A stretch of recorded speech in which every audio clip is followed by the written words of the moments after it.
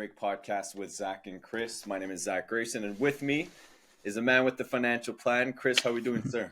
We're doing a lot better. I was sick the last few days, but you know what? I'm back at it now, so I can't complain. Oh, true. Yeah. That's why we actually supposed to record yesterday, but feeling Exactly. better. We're good. If we're feeling better, they say, when your kids start the daycare, you have to start being careful, and it's not a myth. I'm telling you, you can catch pretty much everything. So we're living through it, but I'm feeling a lot better. Okay, nice. And something people are living through is, did you know that the second Monday of the year is always called Blue Monday, and the second Friday of the year is always called Quitters Friday? Do you know that? Is that right? No, tell me why. Because Blue Monday, apparently it's the most depressed time of the year. It's the most depressing day of the year because people just realize that another year just started over again, and people get kind of depressed of like, oh, the holidays are over, now we gotta go through it again. The cycle restarts, and Quitters Friday is because that's usually how long resolutions last on average. Wow. So Okay. my question to you is, how's the New Year's resolution going? I The don't New remember Year's, what were you had a few. I had a few. So one of them was about my reading habits. To read a Mm-hmm. book a week, and it's been going very well so far. So that's been checked off, and that's been good. We'll see how it goes because I have, you know what, it's crazy. It's been so busy with work and whatnot, but at Mm-hmm. the end of the day, it's still been going through. So I can't complain on that side. And then on the other side was to wake up between 5 and 6 every morning. And that's been going extremely well, except the days I was sick. So overall, it's been good. I'm happy with it. How about you on your side?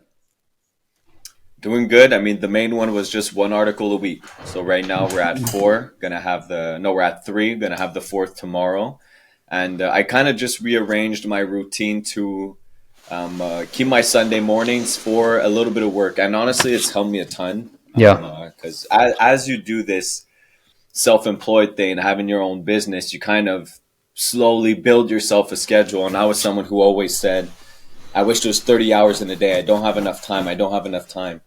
And then I Hmm. realized Saturday and Sunday, I never use those days. So I don't work huge days those days. But now Saturday, I take the time to do a lot of the reading. Instead of reading a chapter, I might read two or three. Take time to journal, kind of like my self improvement stuff, but that I just don't put pressure to do it quick. Because during the Yeah. week, I wake up, work out, journal, read my Bible, read my book, and then I start working. It's more quick to get that little 1% every day. But during the weekend, now I take more of my time. And on Sundays, now I plan all my calls for the week. I prep all the content that we have for marketing, and I write my article. So I kind of started using weekend, and it's good, man. I feel like I just found a new 48 hours, so It makes it's good. So a. those more were my main resolutions, and I think I had another one. Oh, the snooze. Camera, I think. Oh yeah. How's No, that's that been going? going good. Honestly, ever since I did the 72-hour fast, it's a lot easier for me to wake up in the morning. But one Okay. trick that helps me for my workouts in the morning is before I was putting pressure on myself to do every weekday workout. Ideally, every single day I'd work out. Now I take a break on Wednesdays because Okay. it's very easy to do back to back days, but five in a row is very hard. So just by taking Wednesdays out, but going really hard on Tuesday, Monday, Thursday, Friday, I never have to do more than two workouts in a row. So when you work out the day before, it's like, oh, last one, and then I get a day off. So I don't know, breaking in the middle for me, It makes it. it's been good. So resolutions so far doing good. Did I not feel want depressed to. on Blue Monday, so the mood is up there. You know what? I'm gonna maybe help some people because it's something I do, and I've never told you this. For me, I kind of break down my year in 52 periods. For me, every Okay. Monday is like a new year in the sense that I'll give you an example. Let's say you're gonna wake up at 5 a.m. every single morning for a full year. That's 365 days. If you miss one day, you feel like shit. You're like, no, imagine you're 110 days in, you messed up. Then you Yeah. say, oh, you know what? My plan's already gone. I said I would do it for a full year. I messed up. There you go. And then you fall off track. If you attack everything week by week, say, all right, this week, look, I'm going to wake up every day at 5 a.m. I'm going to get my 4 workouts in. I'm going to read my, I don't know, 30 minutes a day. It's so much easier. And then you don't fall off track. So that's one thing that I've always done. I love attacking. Like every new week, there's something. Set my goals. I get it done. I find it so much easier, and then you won't have that problem of the blue Mondays or the quitting Fridays, because I find personally it's easier on a weekly basis. Sometimes you go on a month basis depending on what it is. But for those that are having a hard time to follow your things, it's not too late. Let's say you've missed a day or something already went bad. Just go back at it. Say, you know what? I'll do it for a week. Then that week, all right, I'll do it again for another week, another week. It is so much easier than saying, you know what, I'll do it for a full year. So it's just a little cheat code there that I wanted to share with you guys. No, that's good. And I think that one thing people do make the mistake of when they set goals for themselves is, and that one of our model, like 2024, I feel like there's two models that I'm going into the year with. The first one was 2024 is the year of action. Exactly. Everything we're saying, we're not just saying about the thing, talking about the thing, planning the thing, we're doing the thing. In all aspects. And another one is consistency over intensity. Right. And that's something that when I was playing football, I saw it all the time, because I was someone who I was very adamant. I always had my hand-eye coordination drills. I do the team workout. I do my stretching, my extra lifts, my extra runs. I did all my stuff, but I was consistent. And all the time, I'd have it all the time, guys saying, hey, I'm going to start working out with you, man. Like, you go hard, blah, blah, blah. Like, great. See you tomorrow at 5 or whatever. And after that, they'd come with me for a week. And then during that week, they even did 2-a-days. They even tried to do even more than me, because now they're like all fired up. It's a new year, whatever.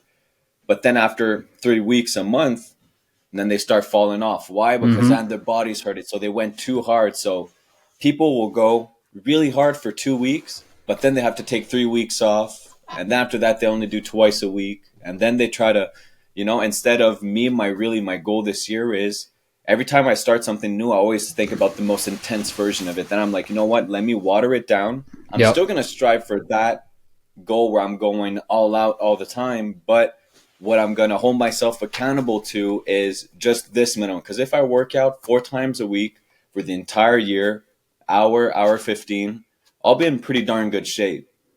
If I try to do 5 days a week and then I break my body and I don't recover and then I don't live up to it, then it's easy to quit the goal when you've missed a few days or whatever. So I feel like people, give yourself a more realistic goal. If it's only the second Friday of the year and you've already quit your resolution, like, what the hell was your resolution? Like, how hard was it? Exactly. We're not talking about the third month of the year or whatever. So kind of a side note, but lots of stuff to talk about today.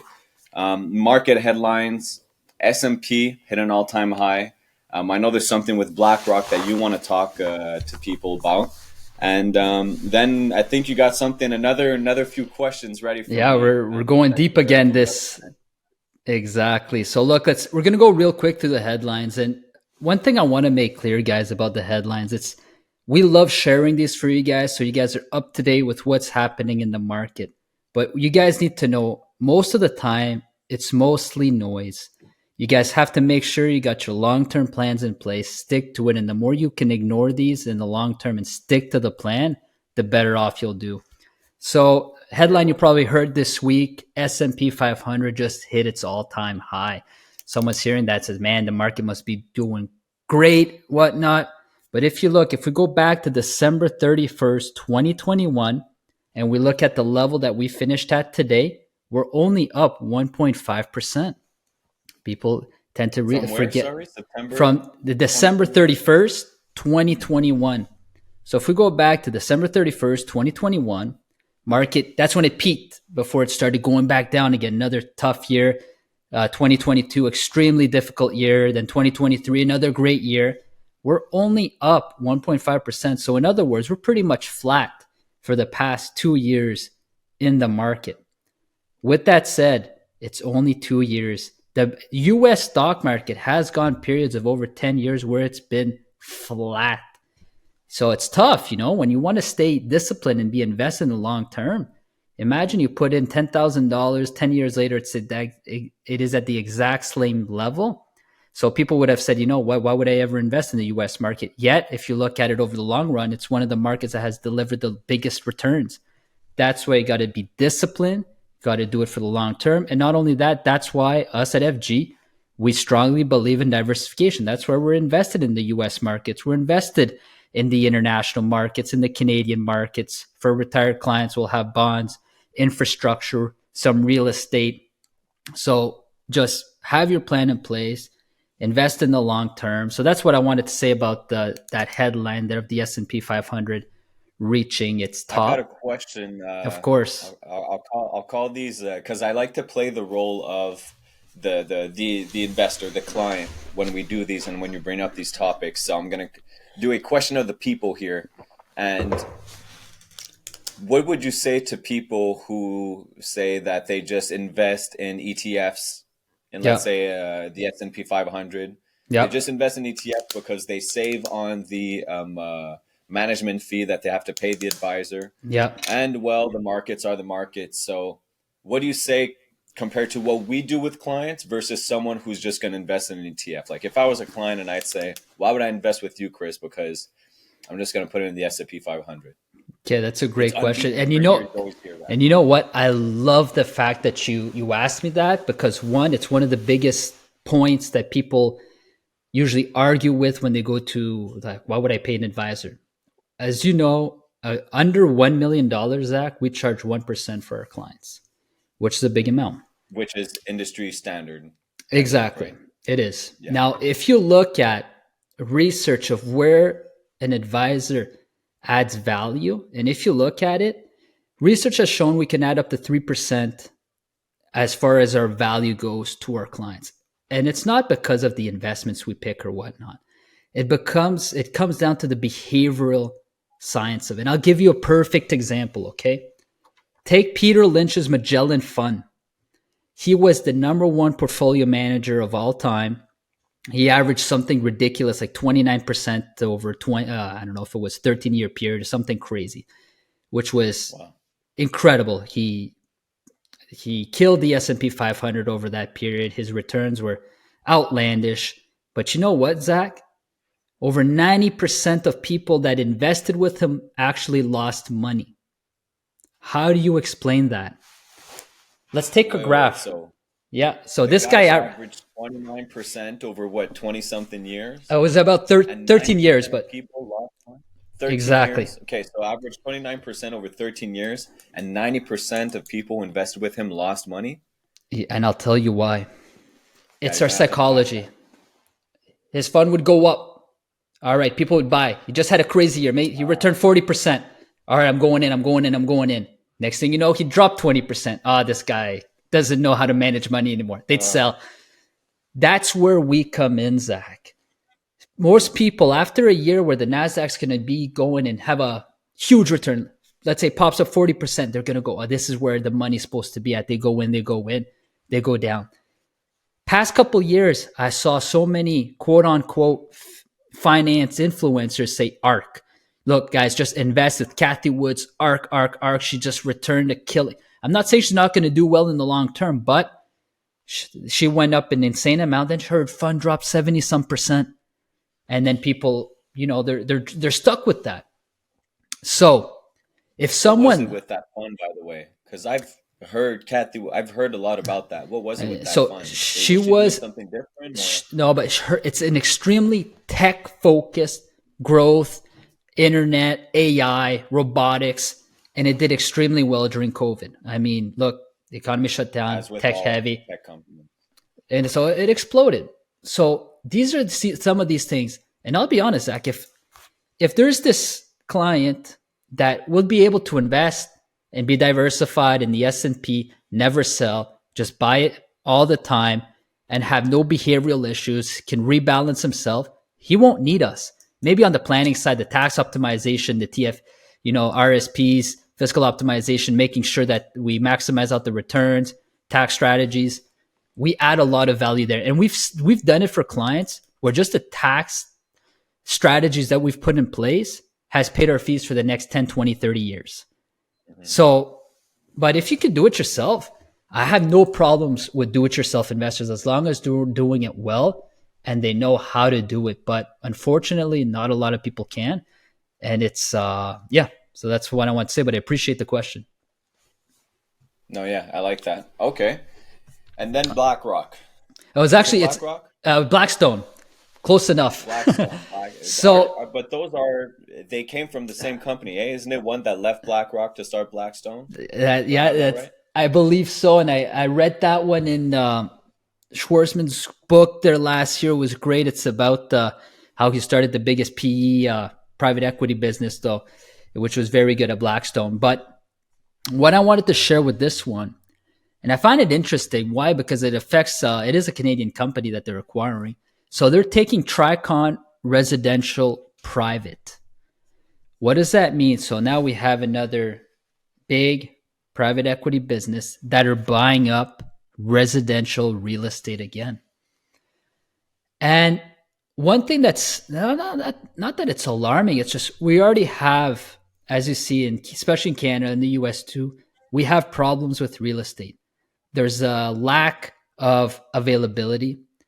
House pricing has increased drastically. I mean, the governments are trying to restrict that by restricting foreign investors, taxing them more and whatnot, because they come in, they have a lot of money. Canadians can't afford to buy these properties anymore, but there's so much demand that it's just rising up the cost. So I see this headline. I'm wondering what that effect is going to be in the long term with another big investor with a lot of deep pockets and money buying up more residential real estate.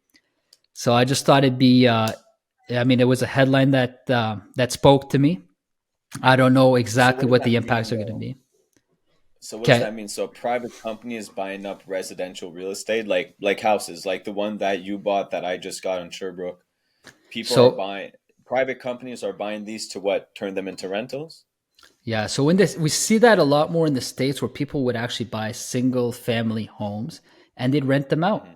For them, it's a lot of cash flow. They can leverage it very well and whatnot. So it's another way to make money. A lot of these are a lot of apartment buildings. They, through that acquisition, they said they're going to be investing about $1 billion to complete a pipeline of single family rental homes, mostly in the United States, and about 2.5 billion worth of new apartments in Canada. So, I mean, look, they're investing a lot of money. They're growing their real estate portfolio. What does this mean long term? It's, I don't know. It's, why are these corporations buying these single family homes when a lot of millennials can't even, put up the money to buy these properties? It's food for thought. Mm. Yeah, because Lord knows it's a tough time right now for our generation to buy houses. We're really blessed that we were able to do that at a young age. But if you go around your circle and my circle, I'm sure that mine's not any different in the fact that a lot of people are struggling to buy a house, and a lot of people are honestly not giving up on it, but they just put it in the unrealistic category and stop kind Yeah. of even thinking about buying a house. No, I agree, Zach. But now that the headlines are done with, Hmm. um, I've got some deep questions for you this morning. Okay, That's all right. I'm dressed all cozy. I'm out here I'm out here in the mountains. I love it. So That mountain air is it's different. So it'll yeah, be a so good that's time that's to what's ask you making me these feel. I wish I questions. had a fire. Wish I had Uh, like a fireplace behind me. It looks like you're vibe. You have then one you, actually. I do. It's just not on today, but I'll definitely be making a fire a bit later on. So look, I'll give you a bit of context. One of the podcasts. I mean, look, we're filming a podcast right now, but I listen to podcasts as well, and one that I listen to religiously, pretty much every week, is the Financial Advisor Success Podcast. It's a podcast tailored to financial advisors, where they bring in top financial advisors in the world to speak and share their insights. They brought one on. His name is George Kinder. He is Okay. focused on lifestyle planning for his clients. So he likes to go deep to really focus on what really matters for his clients. I would say we're a bit more goals based than more, we don't go that philosophical, but said, you know what? Why not ask Zach the questions that he would ask his clients? And it's usually, sometimes he does it in person at once, sometimes he sends it in advance. So look, I'm putting you a bit on the spot. So there's three Okay. questions, Okay. I Zach, like it. and just answer them as best as you can. Okay. So the first Okay. So I'm an question, investor. I'm a client. exactly. You're Well, obviously the man with the financial plan. exactly. So I'm gonna ask you these, and this is, I want you to answer as Zach Graveson the way you'd see it. So number one, okay. So imagine you are financially secure, okay, that you have enough money to take care of your needs now and in the future. So you won the lottery, you have more money than you can ever spend. How would you live your life? Would you change anything? Let yourself go. Describe a life that is complete and richly yours. So that's question number one, Zach. You have all the money in the world. What's different in your life and how are you living it? So as of today, at my Yep. age right now, 29, I have all the money in the world. First thing is one of the big goals that me and my fiance have, a common goal that we have together that we're working towards as a team, is that one day we would like to have, one day we will, I'll manifest it. One day we will have a massive land where we want to have almost like host a sanctuary for animals, like to have, Wow. let's say, horses that let's say are injured or whatever, to kind of take in animals who probably wouldn't make it or are sick or whatever. So we want to have a big land and have a lot of animals on it. So that would be one thing. But I know for sure, when because these are, so basically you're making me go into what the retirement life looks like, because, I know football. I know my second window for football is going to be when I'm financially secure. My businesses, it's not something that needs my attention on an everyday basis. So I don't want to get back into football. But the big thing for me right now is I don't want to leave this earth without feeling like I had a true impact. Before it cut, Chris, you were about to ask me some questions that you got from the Financial Advisor podcast. Exactly. So the three questions, Zach, it's to really focus on what really matters to you, and so you can take action. So I'm going to ask you the three questions by George Kinder, who was considered the father of financial life planning. So the first question is: so imagine, Zach, you are financially secure, that you have enough money to take care of your needs now and in the future. How would you live your life? Would you change anything? Let yourself go. Don't hold back on your dreams. Describe a life that is complete and richly yours. So one thing is that I would not let myself go. I think that having all the money in the world would just guarantee to me that I can't. There's a limit to how far I can fall. You know what I Okay. mean? How far I can fall. So there's always going to be that safety net. I think that's the biggest luxury of having money, is that now you can take chances without being worried that you're going to affect your family or whatever negatively by Mm-hmm. putting them in a tough financial situation. So I think I would just go harder. I mean, if you're talking to me about my big goals, my big aspirations, if I had all the money in the world, I'd have a lot of land. I'd have a lot of land with a lot of animals. I'd have a big family. Um, Okay. uh, like the other day, without getting too personal, though, we were talking about kids and all that. And when I was saying how much I wanted, my fiance looked at me and she's like, "You better make some good money because you're gonna have to pay for those kids." So I was like, "All right, that's motivation. I'll take it." Yeah. Yeah. So land, big family, but I think I'd be in the exact same business. I'd still Wow. be trying to accomplish the exact same thing. Founders is truly what I'm so excited of, and financial services, what we're doing at FG. The way I see it is that, we're all put here for a purpose, and my purpose in my mind is to help others to have as much as a positive impact on as many lives as possible. So in financial services, yes, we're working with our clients, but we're doing financial planning for them, their family, and the next generation. So we're hitting a lot of people on different levels. And what's great with financial services is that there's not a single person on earth that doesn't deal with money or that doesn't need our services. So that's what I love about that. There's one group, however, who doesn't use our services as much, and that's business owners. And that's where founders comes in. Mm-hmm. And the way I see it is the goal to have a true impact with founders. The beauty with it is that not only we're helping these business owners, we're helping their families, we're helping their employees' families, and then their customers and their customers' families. So we're hitting everything. We'll be in different industries. We'll be touching so many different people through FG and founders that if I had all the money in the world, I would just go even harder in what we're already doing, because the only thing that's stopping us right now is that we have limited resources because we literally just started. So yeah, if I had all the money in the world, I'd be in the exact same thing. I'd be trying to build a community where people can inspire each other to attain financial freedom through entrepreneurship. That's really what I'm trying to build, what we're trying to build at Founders, and what we're accomplishing already with FG. So would I change anything other than the house, the car, and the amount of kids that we could potentially have? No, not really. I'd be in the exact same. I'd be where we are right now, just more financial security. That's really how I see it. Okay, that's perfect. Now, the second question goes a bit deeper. Okay, Zach. Now, Okay, I'm just getting my just shovel out.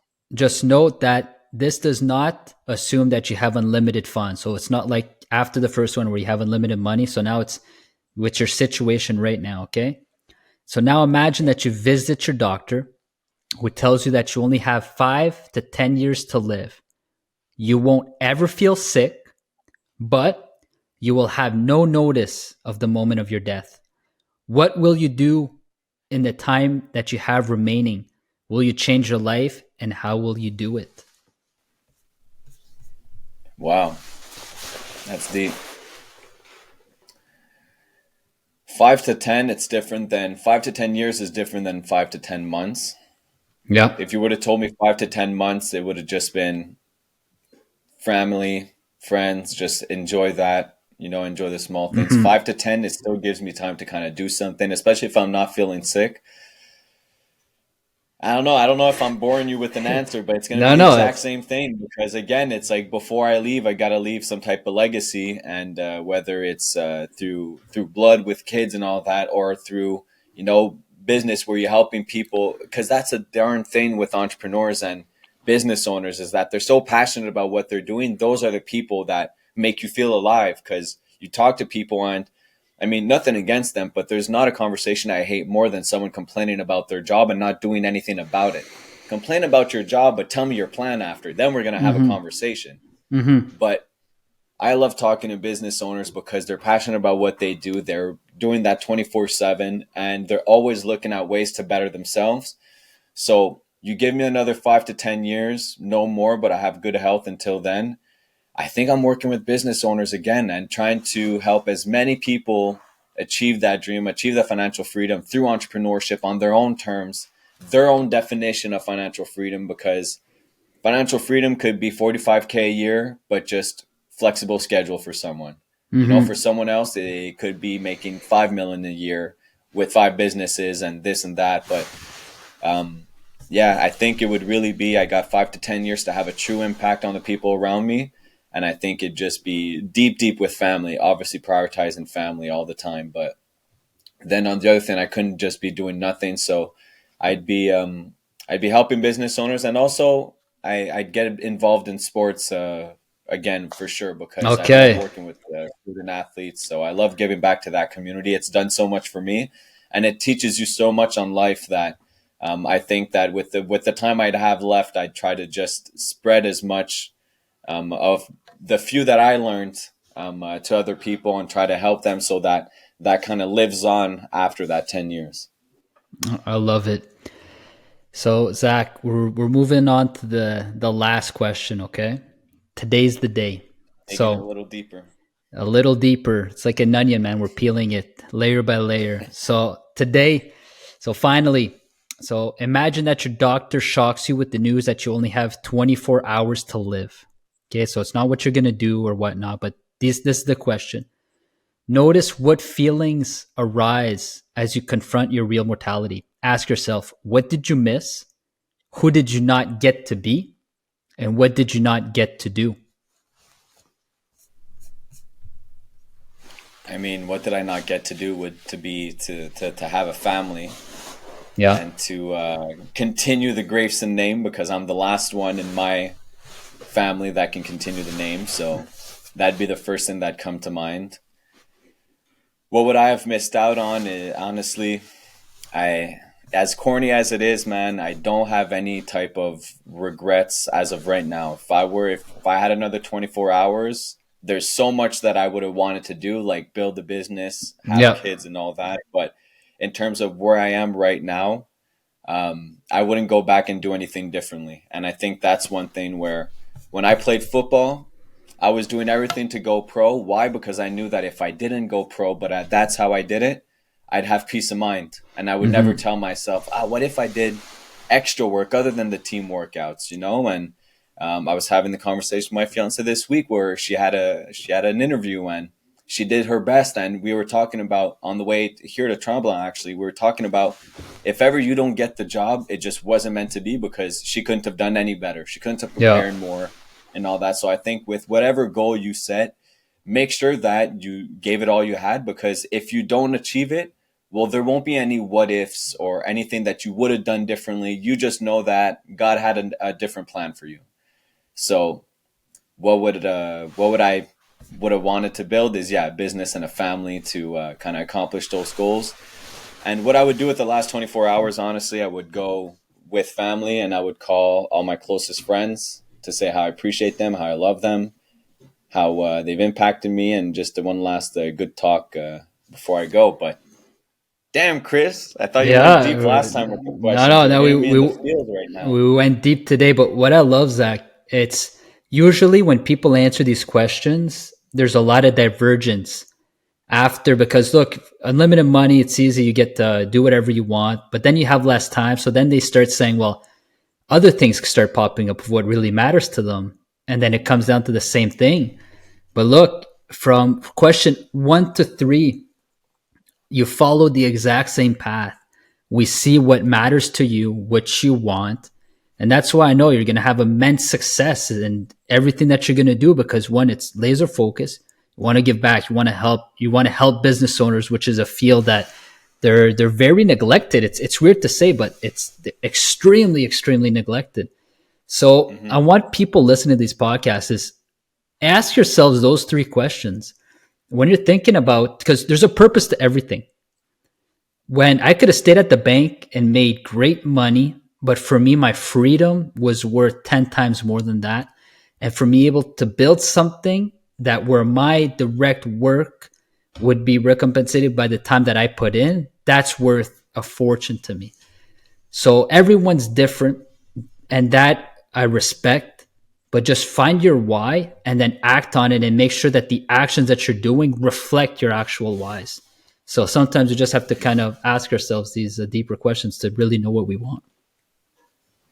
Yeah, man, and that's something where Mm-hmm. writing, and I honestly believe that. I mean, I had no idea what the questions were before we started this. I didn't know you had questions for me today, Yeah. and I appreciate those questions because it even though the answer is in there somewhere, saying it aloud kind of makes you realize what the answer truly is. But I'm happy that you say that my things are aligned, because I think that comes with writing. Yeah. When every morning you wake up and you write what's on your mind, and I always say that it usually starts with what I have coming up that day, what issues, what problems I have going on, or what's bothering me, what's on Mm-hmm. my mind in the morning. And by the end of the page, I always have a solution. But when Yeah. you write every day, whether it doesn't have to be about anything in particular, you don't even have to have, I see sometimes those journals with prompts or whatever, just Mm-hmm. write down and see what the hell comes out. And you'll be impressed by where your mind goes. And I think that it's by writing and writing and writing and reaffirming what I'm trying to do, what I'm trying to accomplish, that it does become very aligned and the focus starts to narrow. Because when I first quit my job, I was so wide, I was so out there that I really didn't know where to go. Now I know, like I know it's going to get clearer and clearer, but yeah, the I'm happy that was a cool exercise. I appreciate that. I Oh yeah. appreciate you asking that, because now I do feel more reassured that, yeah, okay, this is what I want, This is and the path. what I'm Yeah. doing right now. If I didn't have that many years left to live, it'd still be what I'm doing. No, that's it. And I'm happy with the answers, man. So that's good. Well, look, guys, I want to wish you guys all a great week. Starting it off hard with the FG coffee break there, episode 11. We're going deep today, but that's all I Episode have to 11. say. So take care, everyone. Zach, any final words for the listeners? No, just if you are part of those who did quit on Quitters Friday, or who did feel a little blue on that second Monday of the year, just where Rocky said, it's not about how many times you get hit, it's about how many times you get hit and can get back up and keep fighting. So just do your thing, get back on it. If you broke your streak from January 1st, we'll start it January 23rd or whatever. Today is the 22nd, so No, man. But other than that, just wishing everybody some good health, happiness, love, family, everybody. Have a great week. We will see you next week. We will have a new founders podcast, not this week, the next one with Devin Eaton. I'm very excited about that one coming out. But until then, everybody, have a great day. Have a great week. Bye-bye.